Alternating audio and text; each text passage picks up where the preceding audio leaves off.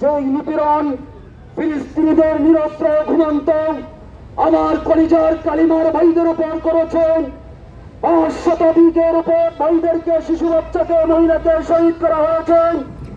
আমরা এমন এক জাতি, যেই জাতি ইতিহাস জানি, ইতিহাস তৈরি করি।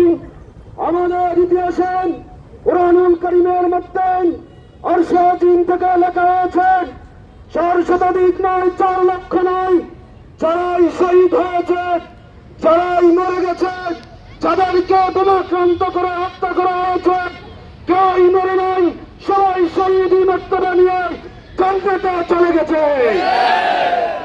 শুধু তাই নয়, আপনাদেরকে বলতে চাই, ইসরায়েলের যে নৃশংস হামলা চলতেছে, এর জন্য ইসরায়েলকে তার কাঠগড়ায় দাঁড়াইতে হবে।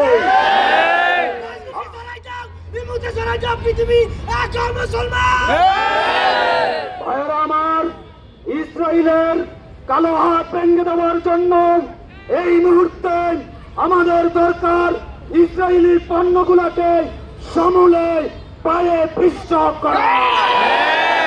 আমি আপনাদের উদ্দেশ্যে বলতে চাই, নেতানিয়াহুর যেই ধরনের প্রোডাক্ট আছে, 7 পেপসি থেকে শুরু করে যেই পণ্য আছে, এই পণ্যগুলো আমরা আজ থেকে বয়কট করলাম।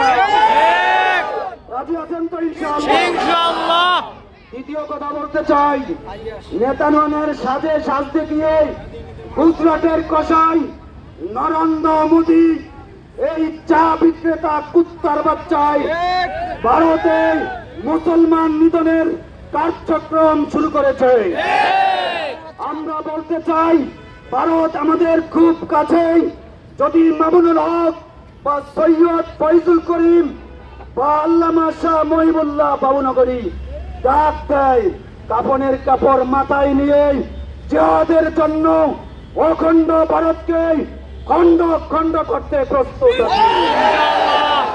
পরিশেষে আরেকটা তথ্য দিয়ে বিদায় নিচ্ছি। ইসরায়েল যে সুতোয় গাথা, ওই সুতোয় গুজরাটের কসাই নরেন্দ্র মোদী গাথা। শুধু তাই নয়, নরেন্দ্র মোদী থেকে আশীর্বাদ দিয়ে আমার শাহজালাল ইয়ামিনীর বাংলার জমিনকে নাপাক করার জন্য ফ্যাসিবাদী স্বৈরাচার হাসিনায় যে চক্রান্ত শুরু করেছেন, খেলাফতের মাধ্যমে তা সমূলে নস্যাৎ করে দিব। নাসরুম মিনাল্লাহি ওয়া ফাতহুন করিম। আসসালামু আলাইকুম ওয়া রাহমাতুল্লাহ।